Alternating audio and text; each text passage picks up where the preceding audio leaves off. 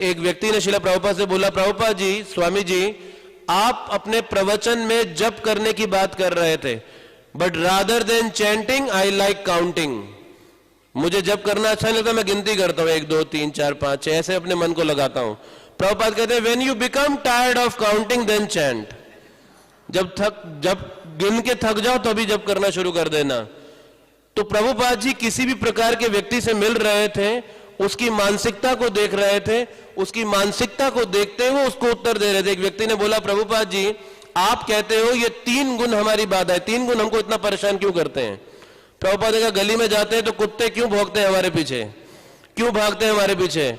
बोला, कोई कारण नहीं होता। बोला, इसीलिए सेम हेयर, कोई कारण नहीं है।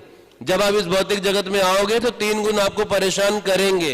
तो प्रभुपाद जी ने देखा कि इस व्यक्ति को किस प्रकार से कृष्ण भावना दी जाए और उसी के स्तर पे उतर के उसकी मानसिकता को उत्तर देते हुए उसे कृष्ण भक्ति में लगा। इसीलिए बोला प्रभुपाद ने, the success of preaching is when people go they should go remembering Krishna. प्रचार की सफल। प्रभुपाद का गली में जाते हैं तो कुत्ते क्यों भौंकते हैं हमारे पीछे, क्यों भागते हैं हमारे पीछे? बोला, कोई कारण नहीं होता। बोला, इसीलिए सेम हेयर, कोई कारण नहीं है। जब आप इस भौतिक जगत में आओगे तो 3 गुण आपको परेशान करेंगे। तो प्रभुपाद जी ने देखा कि इस व्यक्ति को किस प्रकार से कृष्ण भावना दी जाए और उसी के स्तर पे उतर के उसकी मानसिकता को उत्तर देते हुए उसे कृष्ण भक्ति में लगा। इसीलिए बोला प्रभुपाद ने, the success of preaching is when people go they should go remembering Krishna. प्रचार की सफलता, जब लोग जाएं तो कृष्ण का स्मरण करते हुए जाएं। अगर वो कृष्ण का स्मरण करने के बजाय आपका स्मरण करते हुए जा रहे हैं, you have been a failure, आप असफल हुए प्रचार में। इसे सफल प्रचार नहीं कहा जा सकता। और इसके लिए प्रभुपाद जी को जो कुछ भी करना पड़ा, चाहे एक आंदोलन स्थापित करना पड़ा, ग्रंथ लिखने पड़े, लोगों के बीच में जाकर प्रचार करना पड़ा। प्रभुपाद जी की माता, प्रभुपाद जी अपने कन्वर्सेशन में कहते हैं कि उनकी मां चिंतित थी जब उनकी बहन 10 साल की हो गई। उनकी बहन जब 10 साल की हो गई, उनकी मां चिंतित थी कि इसका विवाह क्यों नहीं हो रहा, ये इतनी बड़ी हो गई है, इसकी शादी क्यों नहीं हो रही है, इसकी शादी होनी चाहिए। उनकी रात दिन ये चिंता लगी हुई थी। अब आप सोच के देखिए, प्रभुपाद किस कल्चर से आए थे, किस प्रकार की संस्कृति में प्रभुपाद पले बड़े थे। जब प्रभुपाद जी के पिताजी गौर मोहन डे ने देखा कि प्रभुपाद जी गांधी जी के आंदोलन के प्रति ज्यादा झुकते जा रहे हैं, प्रभुपाद जी ने स्कॉटिश चर्च कॉलेज, उस समय कलकत्ता में, आज भी कलकत्ता में जाए तो स्कॉटिश चर्च कॉलेज एक बहुत बड़ा कॉलेज है, उसका आज भी कॉलेजेस में बहुत बड़ा नाम है। प्रेसिडेंसी कॉलेज और स्कॉटिश चर्च कॉलेज, ये 2 कॉलेज उस समय बहुत बड़े नाम थे। और प्रेसिडेंसी कॉलेज में सुभाष चंद्र बोस पढ़ते थे और ये प्रभुपाद के समकालीन थे। और सुभाष चंद्र बोस को निकाल दिया गया था उस कॉलेज से, उनके आजादी के आंदोलन की वजह से, और वो फिर स्कॉटिश चर्च कॉलेज में आए थे। और शिला प्रभुपाद जी जब 1920 में स्कॉटिश चर्च कॉलेज से पास आउट हुए रहे, तो प्रभुपाद जी ने डिग्री नहीं ली थी। उन्होंने पूरे एग्जाम दिए, मेहनत करी, सब कुछ किया, पढ़ाई की, लेकिन डिग्री नहीं ली कि मैं ये डिग्री नहीं लूंगा। प्रभुपाद के कॉलेज का एक प्रोफेसर होता था, वो क्लास में आकर पढ़ाता था एक किताब की, what is the England's contribution in India, England का कॉन्ट्रीब्यूशन भारत में क्या है।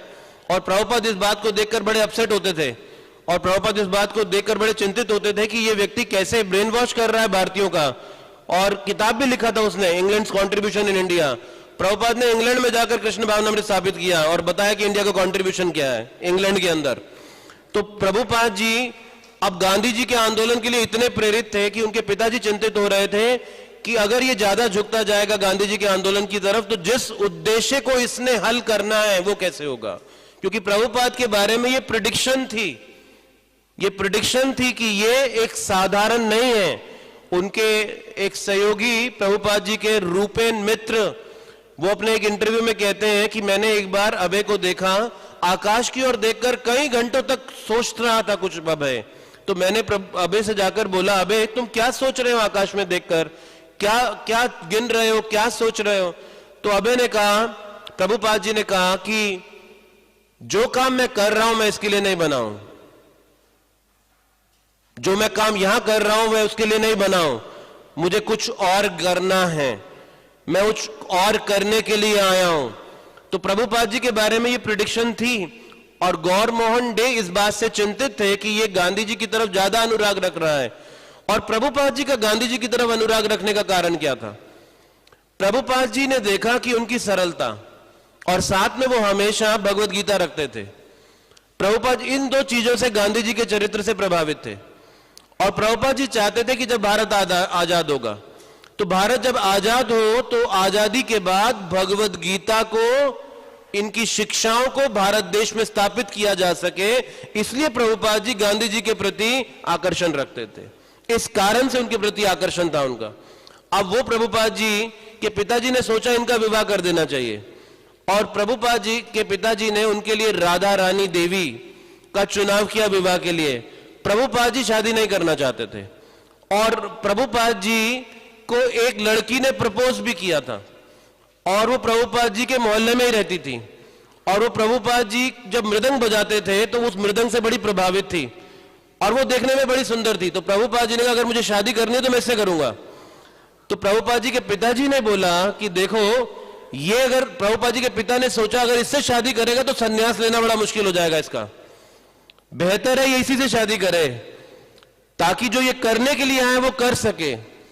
और प्रभुपाद जी तैयार हो गए अपने पिताजी की बात मान के राधा रानी देवी से विवाह करने के लिए। तो ये विचार है कि प्रभुपाद किस प्रकार के परिवार में पले बड़े थे, जहां पर क्या संस्कृति थी। प्रभुपाद कहते हैं मैंने अपने पिताजी को देखा हमेशा राधा कृष्ण के विग्रहों की सेवा करते हुए, सुबह से लेकर दोपहर के 1 बजे तक वो यही करते थे और दोपहर के 1 बजे अपनी दुकान पे जाते थे और 1 घंटा जाके सोते थे। उसके बाद रात को आते थे और हम सो रहे होते थे और फिर से डिंग डिंग डिंग डिंग डिंग घंटी बजनी शुरू हो जाती थी, यानी कि पिताजी आ गए और फिर से राधा कृष्ण के विग्रहों की सेवा कर रहे हैं। तो प्रभुपाद जी ये सब करते हुए पले बड़े हैं और जन्म से प्रभुपाद जी को उनके पिताजी ने ये सारी सुविधाएं दी जिससे वो एक शुद्ध भक्त बने, राधा रानी के शुद्ध भक्त बने। ऐसा वो अपने घर में कई साधुओं को भी बुलाकर उनको आशीर्वाद दिलाया करते थे। अब प्रभुपाद जी जिस प्रकार की संस्कृति में प्रचार करने गए हैं, ये कंट्रास्ट देखिए, किस प्रकार के पारिवारिक वातावरण से प्रभुपाद जी किन लोगों के बीच में गए प्रचार करने के लिए। एलन गिन्सबर्ग जो कि हिप्पियों का गुरु था, वो कहता है कि ऐसा हो ही नहीं सकता कि कोई साधु, कोई सन्यासी, कोई गुरु भारत से आए और वो बवरी स्ट्रीट में आकर रहे और वो हिप्पियों के गढ़ के बीच में घुसकर प्रचार करे। ऐसा हो ही नहीं सकता। इसको उस समय भी सामाजिक दृष्टि से बड़ी हीन भावना से देखा जाता था और प्रभुपाद जी ने कोई एलीट एरिया नहीं चुना कि इनके बीच में जाकर मैं कृष्ण भावनामृत दूं। जैसे कि प्रचार के लिए कई बार भक्त लोग क्लास चूज करते हैं कि ऐसे लोगों को प्रचार करेंगे, वो इन्फ्लुएंस करेंगे समाज को। लेकिन प्रभुपाद जी एक स्लम में घुस गए, एक झोपड़पट्टी में घुस गए। भारत की भाषा में कहा जाए तो वो बवरी स्ट्रीट एक झोपड़पट्टी थी, उसमें घुस गए कृष्ण भावनामृत का प्रचार करने के लिए, जहां कोई कल्चर नहीं है, कोई संस्कृति नहीं है और उन्हें जिस जिस प्रकार के लोगों के बीच में बुलाया जाता है। तमाल कृष्ण महाराज कहते हैं कि जब उन्हें हिप्पी हिल में इनवाइट किया गया तो हिप्पी हिल नागा बाबाओं का गढ़ था, जहां पर कोई कपड़े नहीं पहनता था हिप्पी। और सिर्फ नागा बाबा नहीं थे, नागा और भी थे और इनके बीच में प्रभुपाद जी गए थे। अब किस कल्चर में वो पले बढ़े, जहां 10 साल की लड़की हो गई तो ये सोचा जा रहा था कि बहुत बड़ी हो गई, इसकी शादी हो जानी चाहिए, और ऐसे लोगों को प्रभुपाद जी जाकर प्रचार कर रहे थे। ये है एक शुद्ध भक्त का कमिटमेंट कृष्ण के लिए कि वो कुछ भी करने को तैयार है कृष्ण को प्रसन्न करने के लिए।